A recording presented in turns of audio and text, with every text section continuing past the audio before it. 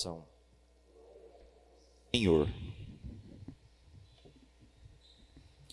meus queridos irmãos, o evangelho de hoje, nós estamos lá na última ceia e nós vemos aqui três personagens, três apóstolos que nos ensinam algumas coisas. A atitude de três apóstolos na última ceia que nos ensina algumas coisas.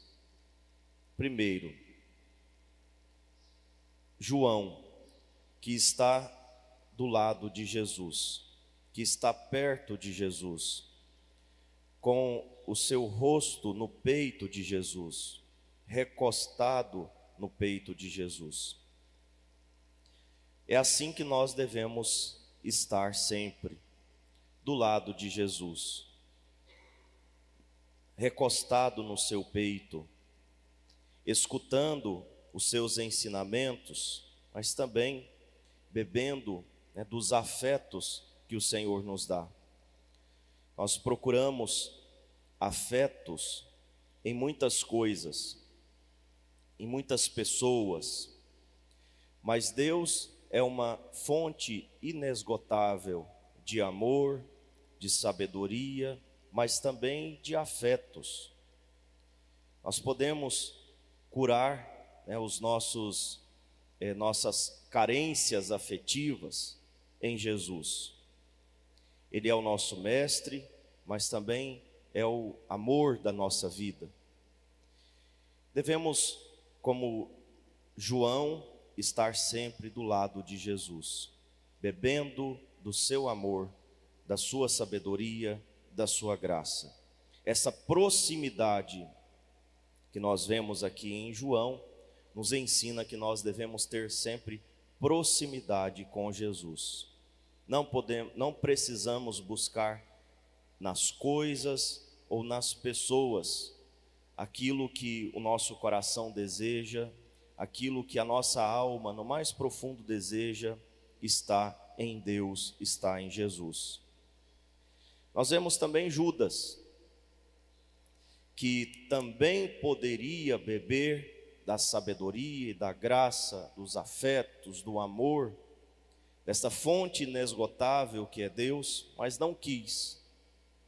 Se afastou de Deus e não se afastou somente agora na última ceia, mas se afastou ou foi se afastando aos poucos, quando começou a questionar os ensinamentos de Jesus, quando começou a rejeitar os ensinamentos de Jesus, quando as coisas foram ficando claras para ele, quem de fato era Jesus, a natureza da sua missão, Judas não aceitou.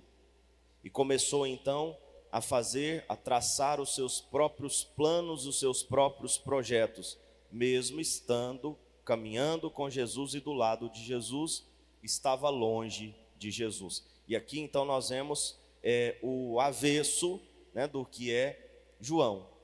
Se de um lado nós temos João, ali do lado de Cristo, e isso é tão verdade que eu estou falando, que João vai até os pés da cruz com a Virgem Maria, o discípulo amado, ele vai até o fim, por causa do seu grande amor por Jesus.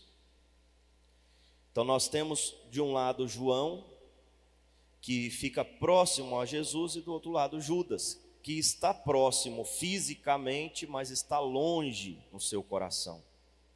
Muitas vezes nós podemos também estar próximos fisicamente, mas longe em nosso coração. Quantas pessoas, por exemplo, comungam em pecado mortal? Estão próximos fisicamente, porque recebem Jesus fisicamente, mas estão longe, porque estão em pecado mortal, perderam o estado de graça, estão ofendendo a Jesus, comungando. Ficar próximo de Jesus fisicamente, mas com o coração longe, é uma ofensa. Quantas vezes a gente escuta assim de um amigo, quando saímos para alguma coisa, para um jantar, para um momento de entretenimento, você está longe, você está distante, parece que você não está aqui. conosco, parece que você não está se divertindo, parece que você não está bem. Aonde você está? Em quem você está pensando? No que você está pensando? O que está te preocupando? Nós já escutamos isso. É uma certa ofensa você sair com a pessoa, por exemplo, para jantar, mas não estar ali. Está com o pensamento longe, né, com o coração longe. Você não se entrega àquele momento, né, você não vive plenamente aquele momento. É uma ofensa. É uma ofensa também comungar em pecado mortal. É uma ofensa gravíssima, é um sacrilégio. Quantas pessoas comungam, fisicamente, portanto, estão perto de Deus, mas longe no coração, longe na alma, longe na fé. Então Judas está ali, mas longe. Então nos ensina que nós não devemos agir assim, né? Então o erro de Judas nos ensina que nós também podemos cair no mesmo erro. Passarmos a vida perto de Deus fisicamente, na igreja, nas pastorais, nos movimentos, frequentando a Santa Missa, sentando nesse banco aí todos os dias, mas com o coração distante, longe, pensando em outras coisas, traçando os seus próprios projetos, né, naquela expectativa de que a missa acabe logo para eu cuidar das minhas coisas, naquela expectativa de que a missa acabe logo para eu ir, né, para os meus afazeres, para os meus projetos. Às vezes tem gente que planeja o adultério sentado aí, nessa cadeira, nesse banco. Pode ser, né? Vocês acreditam que isso já aconteceu, né? Tem gente que planeja o adultério participando da Santa Missa, quer dizer, o coração longe. Tem gente que planeja coisas erradas, uma festa, uma bebedeira, uma gandaia, né?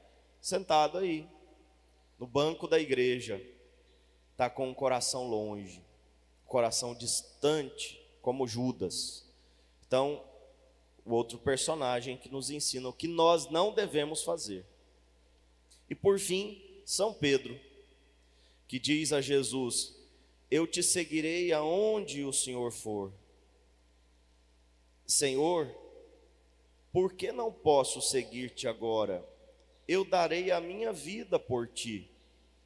De fato, Pedro, né, tinha o interesse, tinha o desejo, ou até mesmo a decisão no seu coração de seguir Jesus em qualquer lugar, de dar a vida por Jesus. Ele não mentiu, só que ele não tinha consciência das suas próprias fraquezas, não tinha consciência dos seus próprios limites, e por isso fez essa promessa furada: eu darei a minha vida por ti, sem saber que era incapaz de fazer isso com as próprias forças.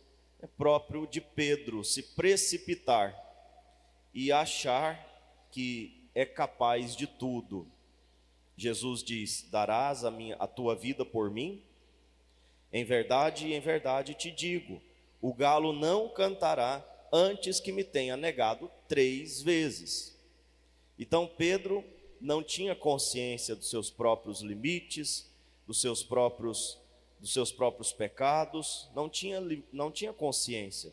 Ele não mentiu nesse momento, mas ele não foi capaz de sustentar essa promessa, porque ainda não estava convertido o suficiente, ainda não tinha buscado a graça de Deus suficientemente.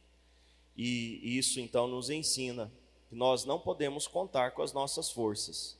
Seguir Jesus é um dom, é uma graça de Deus. Seguir Jesus, ser cristão de verdade, é um dom, uma graça de Deus, que nós precisamos sustentar todos os dias, buscando em Deus, na oração, nos sacramentos, na comunhão, na confissão, na oração do rosário, na oração do terço, na leitura orante da palavra de Deus.